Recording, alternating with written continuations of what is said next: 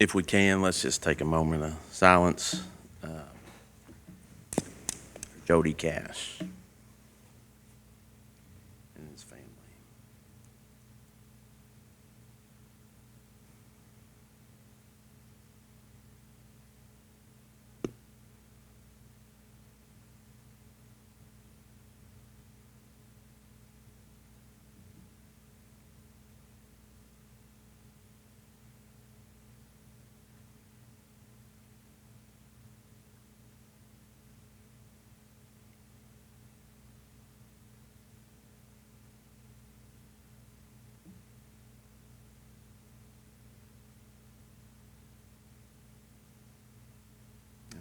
Justin, do you mind praying for us this morning? Most gracious and heavenly Father God, we ask that you be with this court today, Lord. Lord, be with this community. Be with our first responders. Be with the family of Jody Cash, Lord. Wrap your arms around them, God. God, we ask that you be with this world. We are so far from you right now, but Lord, we know that you still sit on the throne. And God, we ask that you lead, guide, and direct us in all that we do. In Jesus' name I pray. Amen. Amen.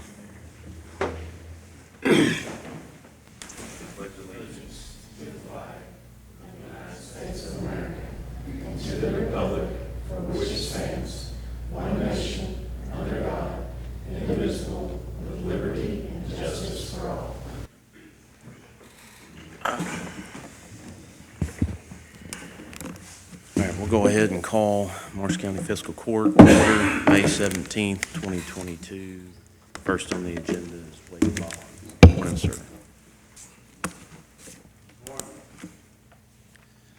I'll be pretty brief. How's everybody today? Okay. Good. Just wanted to bring to your attention plans to change our siren activation protocol for the outdoor warning sirens across the county. As of right now, they go off for any severe thunderstorm warning and tornado warnings. And as we know, we get a lot of severe thunderstorms in the spring, which leads to a lot of siren activations, which leads to a lot of people overreacting, getting a little worried and more concerned. I shouldn't say overreacting. We have had a massive tornado come through in December, so people are a little gun shy, so to speak. With this last storm that come through a couple of weeks ago, we had a couple calls. Families were concerned because the sirens went off and they were seeking shelter. Their kids were upset and they were expecting a tornado. It was a small thunderstorm with 60-mile-an-hour winds, and that was about the extent of it. So I wanted to change the activation protocol to simply be tornado warnings or a spotted tornado. That way, when the siren goes off, there's a legitimate threat and people realize this is a tornado, this is a situation where you need to take action and seek shelter instead of just another storm. If we continue to move forward in the direction we're going with the constant activation, we create a sense of complacency and people won't react to the sirens as intended. As we know, they're strictly for outdoor use anyway, so you're not going to hear them inside. But we don't want people to get that complacency where they hear that siren and they're outside and continue on with what they're doing and not realizing there is a threat to their life and safety. So if there are no objections, that is the plan, to change this SOP to reflect tornado warning only for activation. Is that okay with everybody? I'd like to make a comment. Yes. Our siren is at the end of my driveway. Mm-hmm. And a lot of you already know that we have a Ukrainian family living with us. And the night that siren sounded 2 times in a row, it's the same sound that they hear. It's the same siren sound that they hear. And one of these people we love is a 6-year-old boy. And when that siren went off the last time, he asked his mama, does this mean we're going to have to move to another country? So I want you to understand that this is deeply appreciated by us. We need the sirens, and I really understand the gravity of this situation, especially with our weather. It's getting so crazy. But it's much appreciated by us if we just stick to the protocol where we're identifying the level, the threat level of the siren, can only sound it when it reaches that level of threat, whatever you maintain it to be. So we, from our standpoint, really appreciate this. Thanks, Lloyd. Thank you.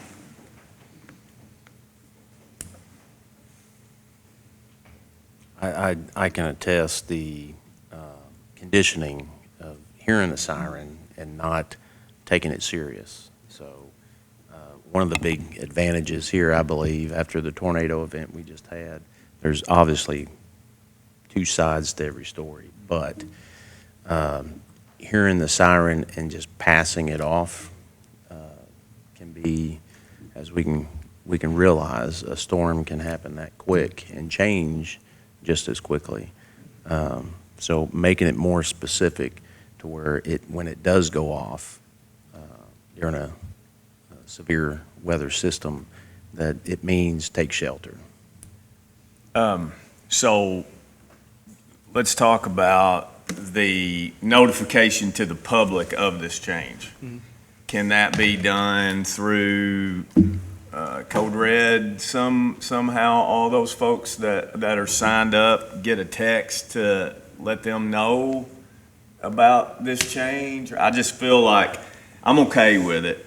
I just do feel like, though, it definitely needs to get to the public to understand this change, because we have had it this same way for as long as I can remember. I mean, it's a Right.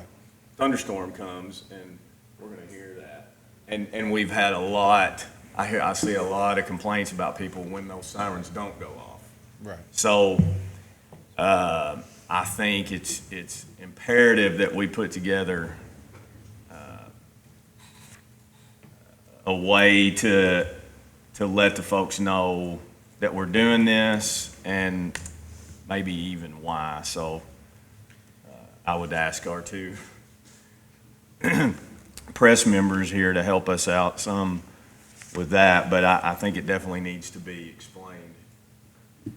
Yeah, I would even go as far as to say Code Red, obviously, those that have it, we can put out notification, but even with the media, I don't know if we can maybe advertise out of your office, taking a big page and the Lake News and maybe some of the other local media outlets that we put out an advisory to the community, both digital, on the digital side and the hard copy side.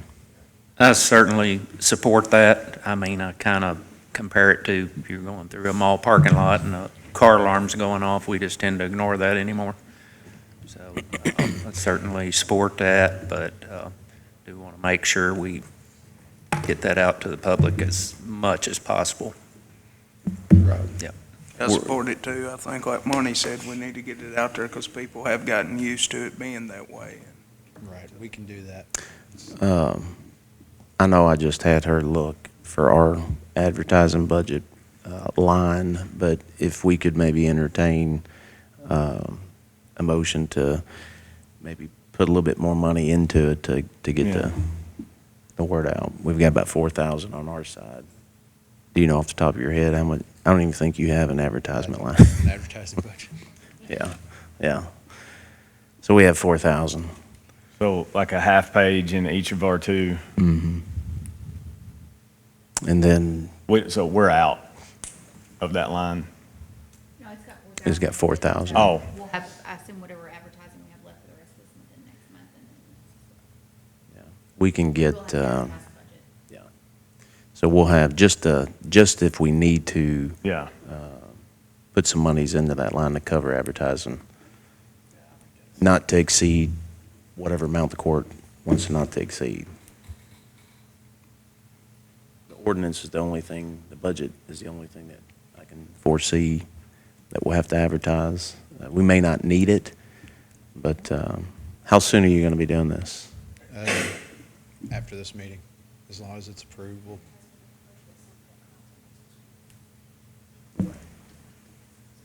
So we should have, okay, Do we need to wait to change that till we have You don't have opportunity put to the first advertise one it? in?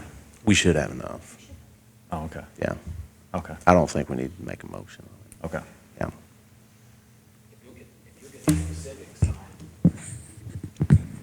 if you'll get the details on exactly what you have in mind, if the court, what the court approves, if you'll get that to WCBL, they'll put it on the air too, I'm sure.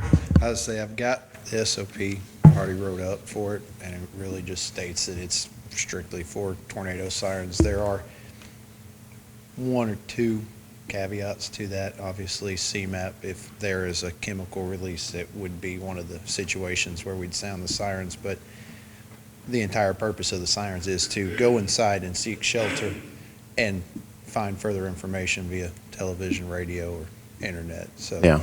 it would fall in the same category, and that is a very severe threat. If there is a release or incident at a plant, you're going to want to follow the same rules. And one thing that is current right now being discussed between the two with our new 911 software is that like code red, if you're in code red, then in that polygon of that affected area, you get notified.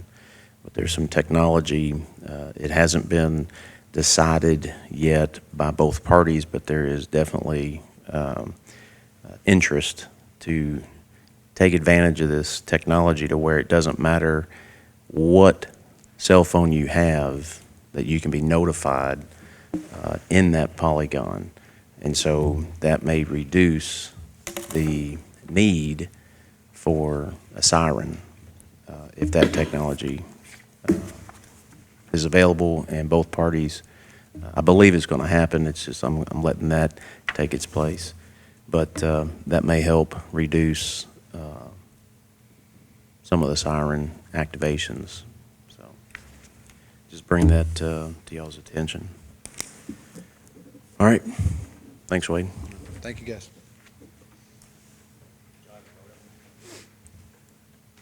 No, I think we got enough monies to cover it. Does it need action to change the policy? I mean, that's an emergency, yeah. I think it's more just notifying us. Simply the office emergency notification, so it wouldn't need a change in that nature. It's just our SOP and our siren activation. I just wanted to make sure everybody's on board.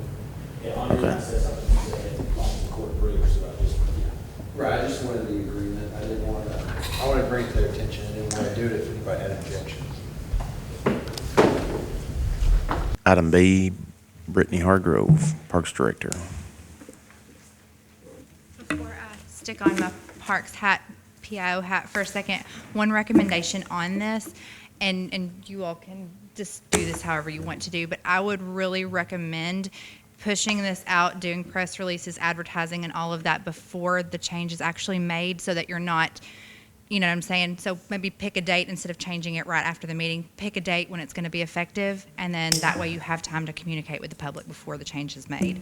So now I'll switch back to my Parks hat. Okay. So we have got a couple of different things going on that I wanted to update you all on. First, Robin's going to pass out some flyers just so everybody has copies of these. We are doing two different major things at the park this summer. One of these is a beginner's tennis clinic. One of the biggest values that we see from going to these conferences is learning about different funding options for things, and Robin just kind of jumped in. This is exactly why I have been begging for a recreation coordinator for a few years now, so that we can bring these types of programs to the park. So not only are we offering beginners tennis clinics, Robin was actually able to go through the process with USTA, and they are going to be covering the cost of getting us equipment so that every kid who takes these clinics will be given equipment to use at the clinics for free. So it's free to attend. We have equipment for them to use for free. So it's a great opportunity, and we have been amazed by the response. We started out with 2 clinics, and we capped those at 20 kids per clinic. We have now got 4 clinics, so every Monday for 6 weeks we're going to be really busy, but we have got 80 kids enrolled in tennis clinics every Monday, and then we have an additional 24 people still on a waiting list to get in. So amazing response from this tennis clinic program that we're going to be doing. The other one that we are doing, you've got the flyer there as well, as Play in the Parks. One of the big things that I wanted to do was to make people aware of our day use parks. So many people still think that the Parks Department is just primarily Mike Miller. So I wanted to be able to bring some activities to our day parks to get people out to those properties so they can see what all we have to offer and also get people engaged this summer. So we are doing an 8-week series of Play in the Park. You're going to see things on here like color fun day in Aurora. That's going to be color wars with the kids, things like that. We have relay games, crafts.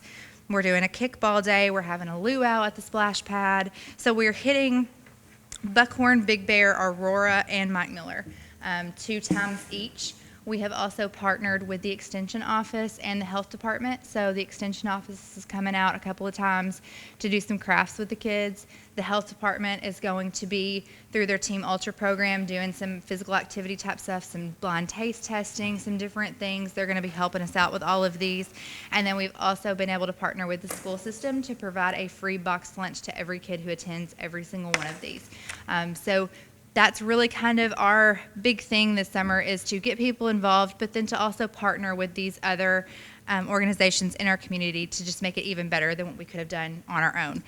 I'm really, really excited because we were able to cover the cost of all of these programs through sponsorships that had come into the park. So we didn't have to tap into our budget to pay for those. And it's just going to be a really great program. The registrations on these, unbelievable response. We capped most of these at 40 to 50 kids per program, and they're almost all full and waitlisted. For example, the luau at the splash pad has 50 kids registered and another 45 kids on a wait list. And it's pretty consistent for every one of our programs. We're seeing 40 to 50 kids registered and then another 20 to 40 on a wait list to get in. So really, really excited about the response that we've had, and I think this definitely shows us we're moving in the right direction. Our community wants more programming. They want more of these types of opportunities. So super pumped about this. Our other big event that we have coming up this summer is the 400-mile yard sale at the Aurora Community Park. We offered 20 by 20 vendor spaces, totally free of charge, to individuals or businesses to come set up. We just want to bring some traffic to the Aurora community. We are also going to be selling concessions that will be put back into the Aurora Community Park. For that event, right now we have 51 vendors that have signed up. So amazing, amazing. We allowed for 56, so there's 5 spots left. I have a feeling those are going to be filled up before the event gets here. So we're going to have a huge event coming up in Aurora. Wanted to update you guys too, since we're right here at the end of the fiscal year. For this current fiscal year, we have been able to bring in over $11,000 in sponsorship and advertising through our nonprofit at the park. That is in addition to Miracle League fundraising. So the Miracle League has brought in just over $34,000. So thought that was really great. Our pavilions and building rentals have brought in over $23,000, and then our field rentals and other things have brought in over $5,000. The concession stands have brought in close to $8,000 for our part. So we've got some really good consistent revenue coming into the park that's allowing us to do some of these programs and some other projects within the park.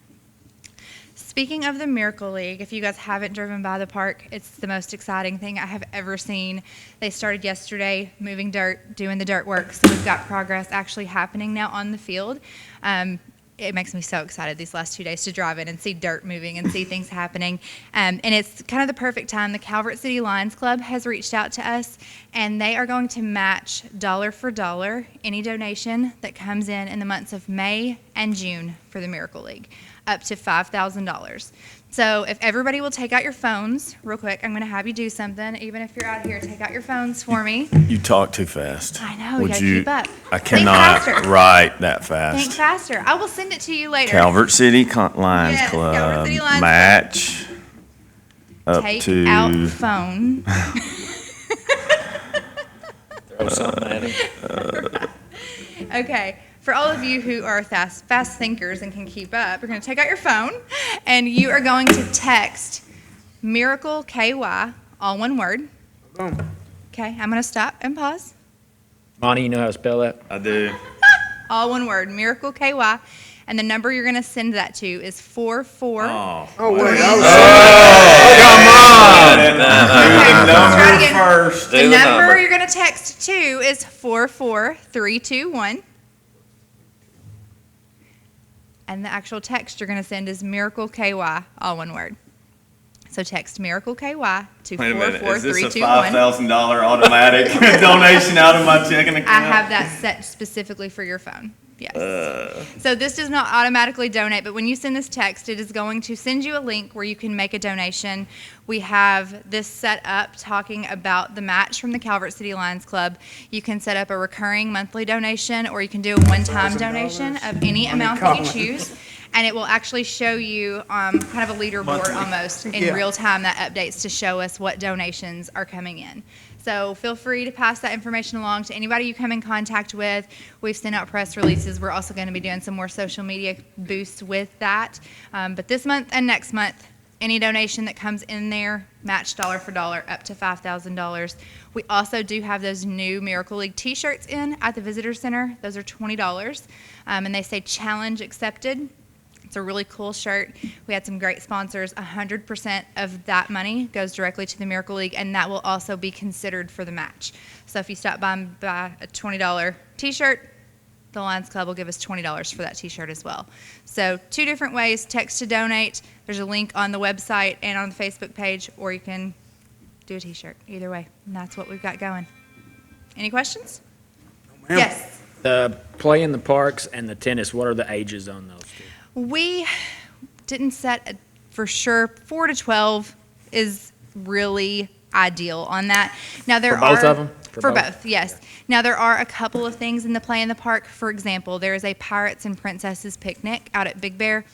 10, 11, and 12-year-olds probably are not going to love that one as much. It's like a treasure hunt around the beach area and some things like that. But now the kickball, we can do all ages, and we'll just divide them up by field. So we'll probably put our younger ones on field 1, take our older kids over to field 2 for the kickball day. So 4 to 12 is really where we're focusing. And then we're hoping, now that we've seen the response from this, next year we're going to attempt to get into the teenage programming and offer some things for the teenagers. And they need to get themselves there, right? Yes. There's not a Yes, correct. shuttle or anything like that. Yeah, and the parents can be involved. We've had that question asked a lot too, not with the tennis clinic, but with the play in the parks. We absolutely encourage those parents to get involved with this. We want you to treasure hunt with your kids. We want you to get out there and play kickball with your kids. We want all of those things to happen. So we are definitely not marketing this as like a daycare type situation where you drop your kids off and leave. We want the parents to stay and be involved and, you know, either network with other parents or be involved with their kids and play as well. I love it. You know, I love the tennis Yes. thing. And I did sign you and- up to teach 2 of those clinics. Hey, that's fine.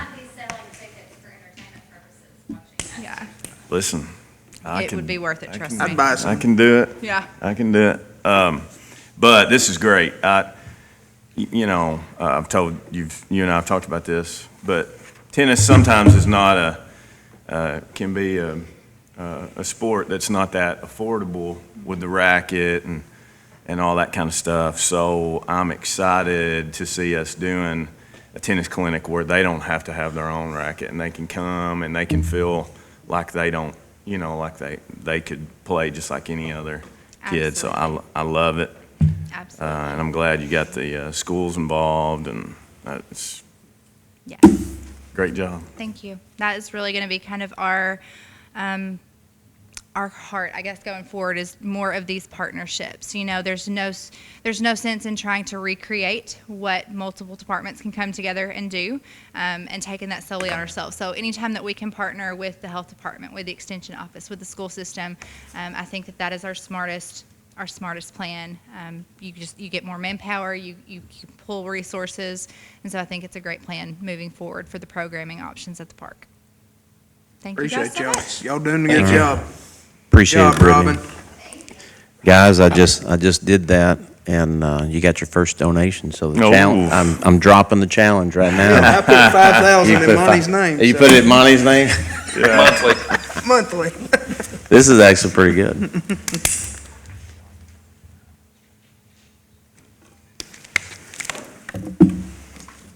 Okay. We'll go on to item C. Laurel, good morning. You're up. Any games or Laurel, activities that Laurel? Yeah, before you start, we had sat down yesterday with the announcement. I'm just going to go Yes, ahead and yes. jump on the announcement. We all know that when we first met and talked about this, with this disaster and the cleanup, we have to spend the monies first to get reimbursed. So this is in regards to the 30 days, 100% reimbursement. But I had reached out to Comer's office yesterday, since these are federal dollars. And obviously, Congressman Comer was excited and supported the fact that Marsh County got this, these monies. So this announcement, I'll just read this real quick. FEMA has approved $2,409,846 to reimburse Marshall County for expenses paid for the collection and proper disposal of storm debris after the December 10th, 11th, 2021 tornadoes. Marsh County hired a contractor to remove and dispose of vegetative debris between December 27th and January 25th. The work and costs associated with the Marsh County debris removal project include expenses for labor, equipment, material, and contract costs. FEMA's Public Assistance Program provides grants on cost-share basis to reimburse state and local governments and certain private nonprofit organizations for the costs of debris removal, emergency protective measures, and permanent repair work. Because of the magnitude of damage from the tornadoes, President Biden in January authorized a cost-share adjustment to 100% federal funding for debris removal for a 30-day period of the Commonwealth's choosing, which was December 27th to January 25th. FEMA's award is paid directly to the Commonwealth to disperse to agencies, local governments, and certain private nonprofit organizations that incurred costs.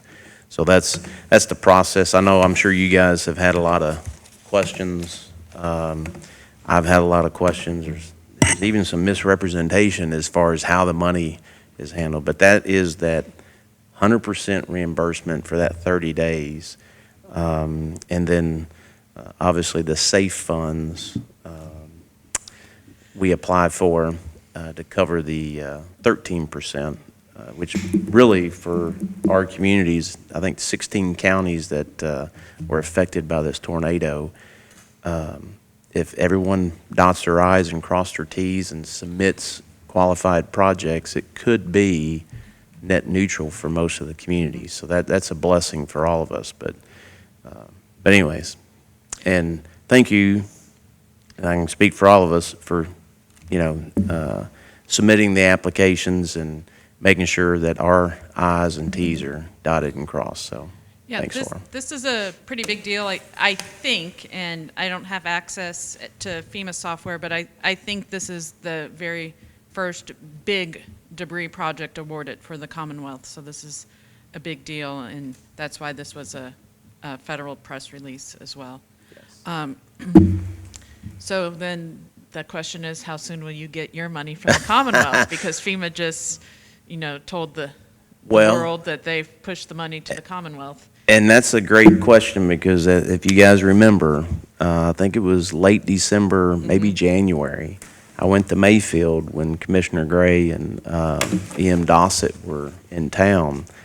And that was one of the questions I asked, because the interest is covered Until once today. FEMA has. Yep, and right, until Once today. this happens, and I was assured that by law, the state has to cut us that check. So we're going to hold them accountable to that. Right. So we are lacking one piece of documentation, which you'll cover through your normal business today, is we need one more canceled check, Okay. which Okay. is just paperwork. Yep. It's just paperwork. But we've got it all set up. We're gonna. Perfect. It's a looks great. The debris contractor check. They've submitted their UPS overnight account information. They're gonna pay for it to be overnighted. They should get it, by the end of the week, and so we'll have this into them by Friday. Okay. Or into KYM. into emergency management. So that reimbursement cycle, and then the other big debris project. We have been told that the state has made selections on the hazard mitigation, which is the safe rooms, tornado sirens grant program, but they have not made that list, that announcement yet. Just this morning, they said they're drafting the letters of award. So I asked for some inside information, and they said, we're drafting the letters. Like, Do you know- but were we selected? We're drafting the letters. Do you So know how we'll find many- out when we get the letter, is what they told me. Do you know how many projects were submitted? No. A lot. A lot? A lot. It was a statewide competitive grant program for $80 million, and there were a lot of applications. And they were all for high dollar items. Generators are expensive, safe rooms are really expensive, tornado shelters. So, We had 4, am I remembering, or 6? countywide, there were several. Safe rooms or shelters, and then including the schools, did their own application. Oh, So, okay. yeah. So that's not included. Right. So That's probably what I'm including. the answer is, we'll see when they send the agencies the letters. And so I'll stay on them and find out the official award once everyone gets their letters. Other than that, everything's just in process. Just repeating myself, but a big tip of the hat to Roy Watkins and the road department, because they have been out probably 15 days so far escorting FEMA to the various ditch locations or road locations, and it's been a slog. There's no other word. It's just been a process. Yeah, we were discussing yesterday, I came through at 8 o'clock the one morning, and then when I came back 2.5 hours later, they hadn't moved. Right. I There's no felt- such thing as a free lunch, right? Yeah, So there's yeah. no such thing, there's really no such thing as free asphalt. So Yeah. Roy has been putting in the work, Yes. has been much more patient than I have been. Yeah, he was telling us the other day, I think maybe at the budget workshop, I don't know that it was on, but that 2 of those guys were out there and they disagreed by like a half an inch or Yes. something like, or maybe it was an inch. Right, Or it yeah. should be, something 8 inches, and the other one said, no, I think it's 9 inches or something. You're like, Yes, are you yeah. kidding me? yeah. All the way down, so Yeah. it's, Save the That's federal unbelievable. taxpayer money there. yeah. And so my updates is we're doing good. We have the first big dollar amount project for the state for this disaster. And, it's 6 months later, so this is not a process that moves quickly, but a lot of moving parts, a lot of moving pieces. And you hopefully will have this money within this budget cycle, so before June 30th, but no promises. KYM has told us that it will be 2 weeks once we turn it in. Like, cross everything and, Don't be watching. yeah, I'll be watching, like, telling you. we'll put it on the website, we'll make a countdown clock. So that's all I have. Any the next steps are just waiting and seeing what FEMA does on our asphalt projects, which are the high dollar. And then I think that Judge, have you received the SAFE grant notification yet?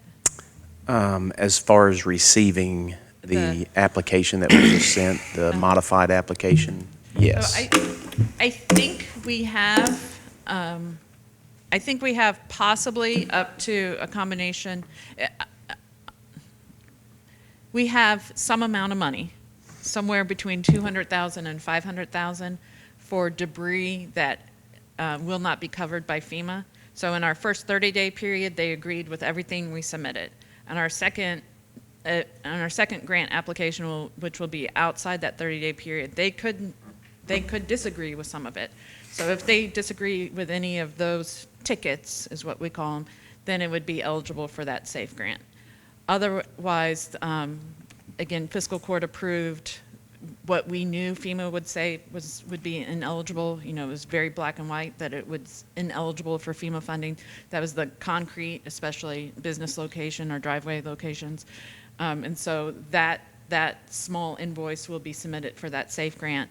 But anything that's not covered in the next debris grant that FEMA will be processing will be eligible for that SAFE grant. But if they agree with everything that we submitted, which they should, but who knows, then we will have some amount of money to put towards what I call wet debris, which would be the stream debris.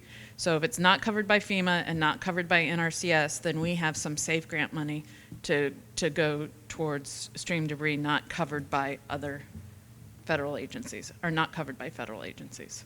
So once we get that final list from NRCS on the stream work, and once we know what's not being covered, or once we know FEMA is agreeing with everything we submit or disagreeing with something, we may have some money to do additional stream or wet debris work. It's a long way to get there, but the short answer is still a process. But if there are homeowners with streams behind the adjacent to their property that are blocked up, there is hope. It's just not today. Laurel, 30 days at the earliest, we'll know.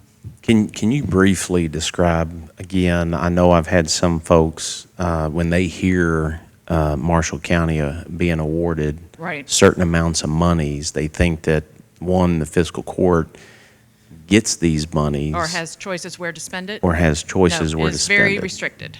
Yeah. So, and even when you see other counties awarded certain monies, that doesn't mean that was a grant. Some money, a press release is just that, a press release. You kind of have to read between the lines. And so when they could say they awarded $10 million to County X, but that could be a loan. And so in Marshall County, you did your own loan and actually got a better deal or a better rate because you got immediate access to it. So it could be a loan or it could be a restricted grant. And so specifically in Marshall County, I can absolutely say that you have no free or unrestricted money. Everything that is coming in the press announcements or awards or communication, it is tied to something specific, either that you have already spent the money on or will be required to spend future funds on. So it's good news that you're getting the money, but it's not free money and it's not open for interpretation. All right. Thank you. All right. Thank you. Thank you, Laurel. Thanks, Laura. I sent you a message about the trailer. Yes. We'll talk about Yep. that, but, Yeah. okay. I think I've got a solution that may solve that, yes.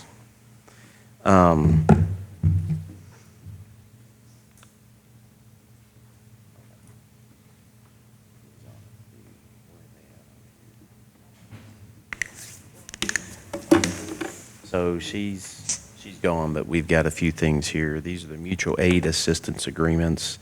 Obviously, we've got multiple mutual aid agreements.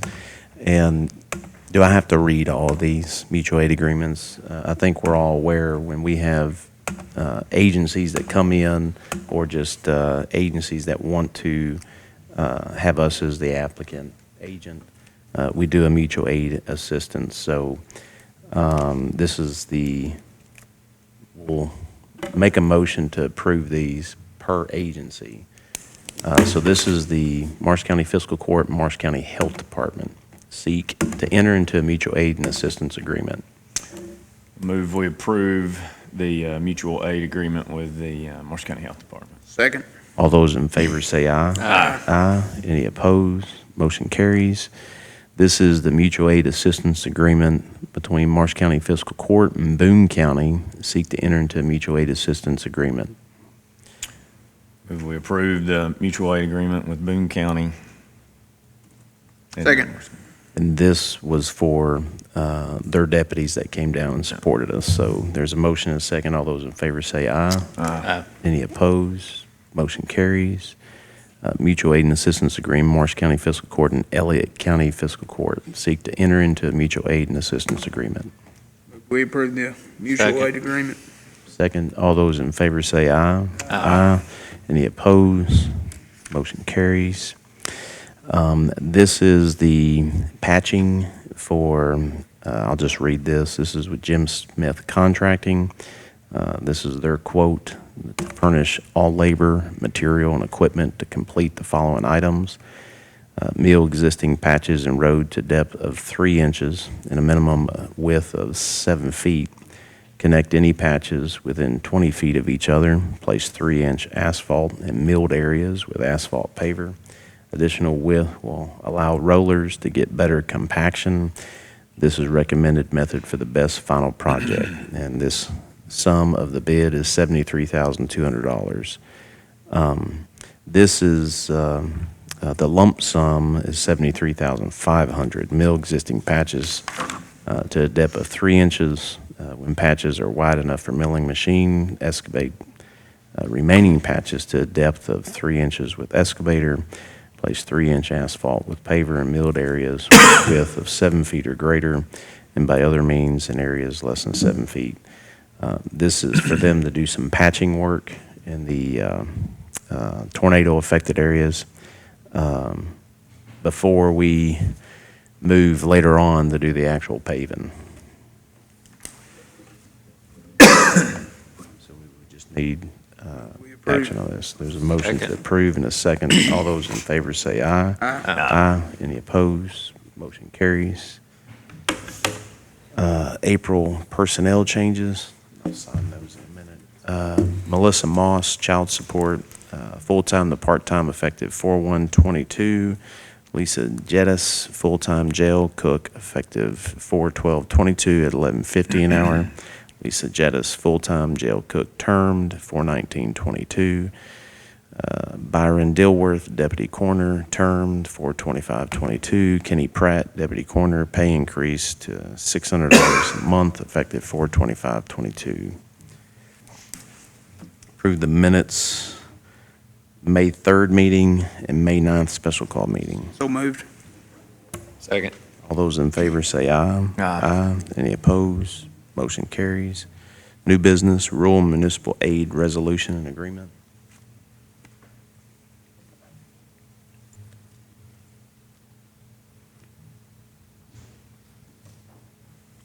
Do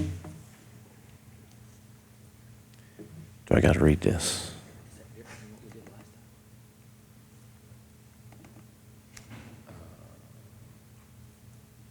I think it does have a Yeah, the last one was for the roads, right? This is just bridges? yeah, Yeah. yeah, yeah. I mean, it's basically the same as the one we did. Move we approve. Second. All those in favor say aye. Aye. Any opposed? Motion carries. Item B. I see Greg is here. Greg, if you want to come up, this is the DRA participation agreement. We had went through this last year, I believe. Yeah, we did last year. This is a redo on the DRA grant that's administered by the PAT office in Mayfield. And so we're updating the participation agreement to current date. We've had our letter of support from Congressman Comer's office, Senators Paul and Senator McConnell's office have been updated. So we need this the participation agreement. This is a grant, a DRA grant for an alternate entrance to the Southwest One Industrial Park to get the entrance, the main entrance away from the elementary school or the middle school. Second. All those in I got a favor say. question. I just want, one thing I want you to be aware of is the arbitration clause at the end of that. I'm usually not in favor of those just because arbitration is usually more expensive than litigation, believe it or not, because you're having to pay for the arbitrator in the process. I don't know if that's a negotiable item or not, but let's just put it this way, if I had drafted it, I would have just chosen litigation over arbitration, but just so that you are aware of it. Can that be negotiated? Do we know? It's this, This is the very a- same one that was submitted last year. Yeah, this is the same Except one it's we, been redated, and we're looking for, we're waiting on new estimates, so the price changed a little bit. That's what we've done. yeah, this is the same document that we've approved before. What is the amount in there? Because it's left blank that the applicant certifies it will expand. It's gonna be near $500,000. Yeah, it says in paragraph 2, approximately 500,000. So there was a motion and a second. All those in favor say aye. Aye. Aye. Any opposed?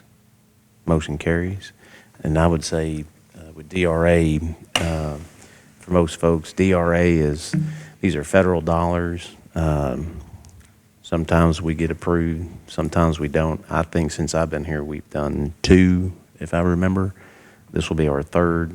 We were approved, I think it was 415,000, maybe 430,000.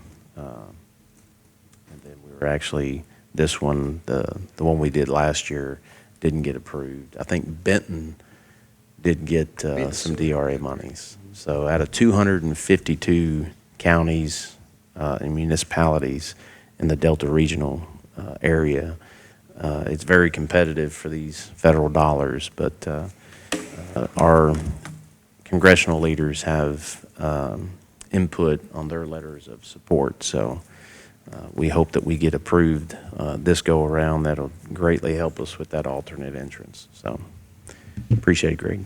Thanks. Appreciate you, Greg.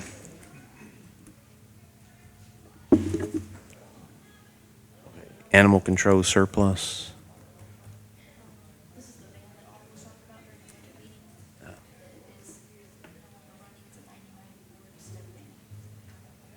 So they just need approval to surplus it. So moved. Second, all those in favor say aye. Aye. Any opposed? Motion carries. And then animal control personnel.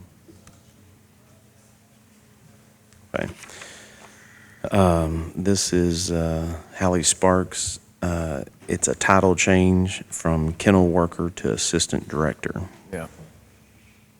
So moved. Second. All those in favor say aye. Aye. Any opposed? Motion carries. Item E, E911 new hires. Let me see here. This is Erica Jenkins, new hire, part-time at $13.70. Expected start date, May 18th. So that's tomorrow. So moved. Second. All those in favor say aye. Aye. Any opposed? Motion carries. Samantha Lee, new hire, full-time, $13.70. Expected date of start is tomorrow, May 18th. So moved. Second. All those in favor say aye. Aye. Any opposed? Motion carries.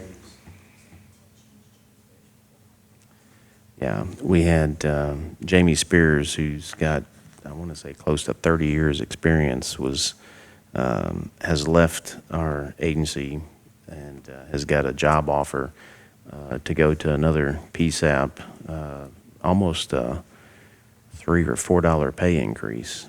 And so we're losing trained and experienced dispatchers to other PSAPs because our pay scale, I know we've talked about that, and we'll get a little bit further into that in the budget workshop, but we need to, I don't know if it's a motion or just advise the court that Jamie is no longer going to be employed.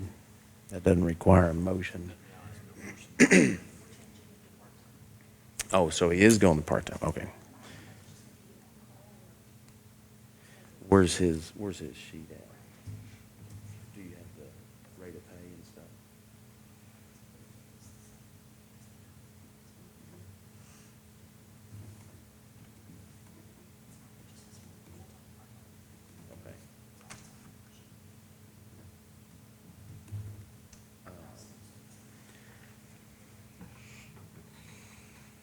For right now, I think we can make a motion to accept Jamie as a part-time, change his full-time to part-time at the current rate of pay. And if that is incorrect in the next court meeting, we can correct that. So moved. Second.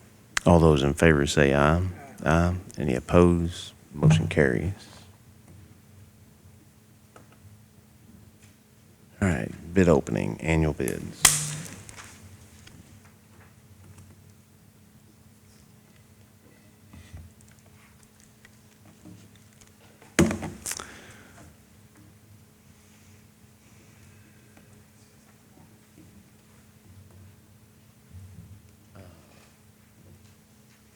Jason, Roy had recommended that we do, as we've done before, if the court entertains, to just accept all the bids.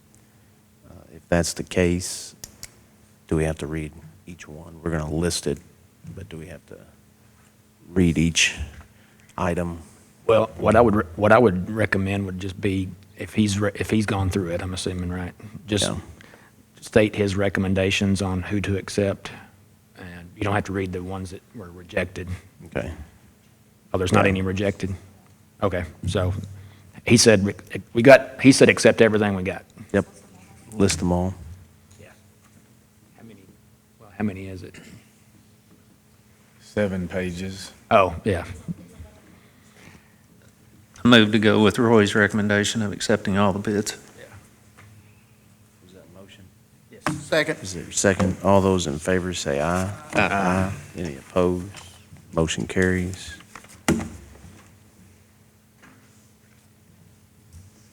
Treasurer's quarterly report.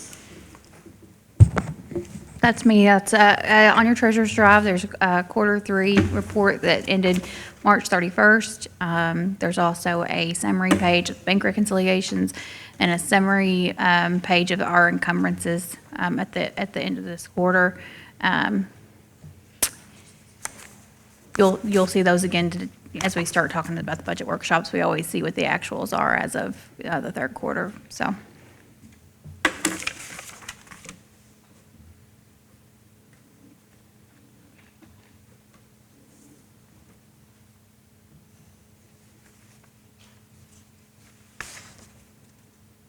Transfers, item H.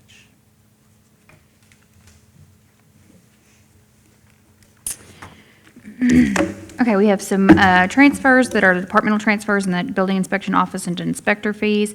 We have a transfer out of our general fund investments to our capital projects for Jonathan Creek Water. We have transfer for the sheriff's department, which is the departmental request. We have transfer out of county fuel for judicial center utilities. That's just where I chose to take it. We still look good on our fuel line for the next month and a half, so I thought that was the most convenient place. We have our first movement of our ARPA money. That's what you see when you see Fund 84, and that's $28,240 for the Hunter Walnut Church Road water line extension in Hardin.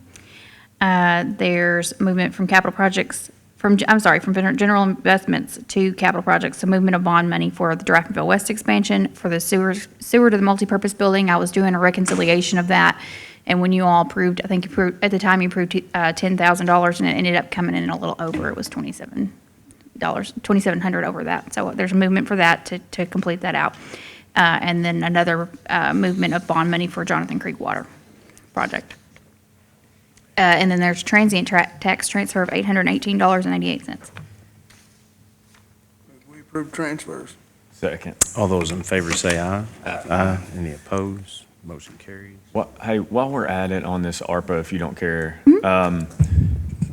the project in my district, I know we were, Calvert City was trying to get that approved. It has still not been approved yet. Are we going to have I've had those folks call me out there. I feel like we need a drop dead, like we committed to, okay, you all try to get that money on your own, but if the state doesn't approve it, we will fund that project, if you remember but I also think we are gonna eventually have to have like a drop dead date on that. Yeah, and that one's, I I have been told that they are close To making that decision? to making that decision, but Okay. we've been at that I for know, some time, so. yeah. And that's all of them. We haven't heard anything on the line that Calvert we put in for the water project,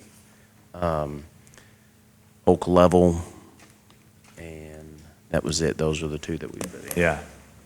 So I can reach out to DLG and kind of, Yeah, if you don't care, just to see, Yeah. you know, because we need to, I mean, I hate to see it go past the time. I mean, I know we have plenty of time to be able to start that project, but we only got half of the 6 million of the ARPA, so when do we project? Did they even say when we're going to get the other? oh, yeah, that's right. It should What- be right around. They said that it would be 1 year from the date that we got the first amount of money. And so if you guys remember, we waited until the fiscal year rolled over to submit. So I believe that we ended up with the money maybe the first or second week of August, if I'm thinking right. Okay. Maybe, might be the end of July. I don't know. It's been a year and there's been a lot going on. But I would say it'll be this coming fiscal year. We're at the second half. So I forgot about that, is that we'll be waiting for the other half of the monies to be dispersed to us. I did have to do the first submission of paperwork into the ARPA system of actual projects. And so I went back through what I could find that you all had voted on as far as a specific amount for a specific project. And I could only find this one as far as a specific amount for a specific project that was in a vote. And so so that's the only one that's committed right now in the ARPA system.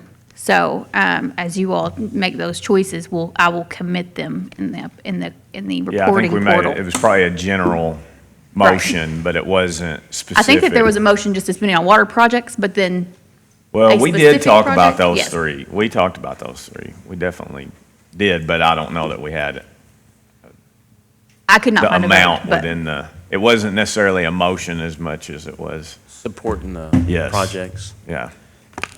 Yeah, the Well, actual- I just want to, you know, I just check into it. It's just and then that way, Are they, you know- is the city wanting to start? I haven't talked to, since Roger left, has the city wanting to start on that project? well, I think they're, yeah, I think they Are would they, be are they standing by ready. to see when the state awards? Yeah, that's the way that I understand Because it. they've got it all engineered and everything. The Yeah. project, if I Mhm. remember correctly. Yep. Yeah. And, you know, I know those folks out there, some of those contacted me, and I said, well, let me just.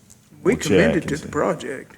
Yes, I agree. We're waiting I'm for just the saying, we're amount. waiting, and we've been waiting on forever, whether the state is gonna fund that for Calvert. Okay. Our commitment was, if the state doesn't fund that within their own, for the city, then we would step Okay. in, but at a certain point, you gotta step in. Crapper get off. You the know, pot. yeah.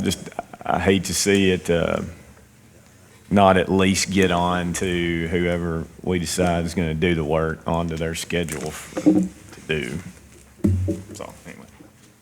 Before I forget, gentlemen, we need a motion to accept the treasurer's quarterly report. So moved. Is there a second? All those in favor say aye. Aye. Any opposed? Motion carries. I didn't mean to cut you off, Monty. I figured No, if I no, didn't it's say fine, that, yeah. I'd get myself. I have bank transfers too, by the way. We have to Yeah. do those separately. Okay, so I have a transfer from from alcohol, beverage, and control to the sheriff's office in the general fund, and that's $385,100, and that is a budgeted transfer. That was part of our budget for the current year. And then I have occupational tax transfers to the general fund, the sheriff's fund that's in the general fund, road fund, jail fund, and E911. Those are all budgeted transfers as well that are in our current budget. The only one that is not budgeted is the one that's listed last. It's the general fund savings to the general fund checking for $20,418, and that is per these appropriation transfers that you just approved. Move we approve the bank transfers. Second, all those in favor say aye. Aye. Any opposed? Motion carries. Is there any reason to deny payment of the bills or claims? Hearing none, show the fiscal court clerk, show the bills to be paid and claims to be paid. we need to go into executive session for litigation. So move. Second, all those in favor say aye. Aye. Any opposed? Motion carries. We'll go ahead and call court back to order. Coming out of executive session, nothing to report. As far as the fiscal court meeting, I guess we can adjourn from the fiscal court meeting. So moved. Second. All those in favor say aye. Aye. Any opposed? Motion carries.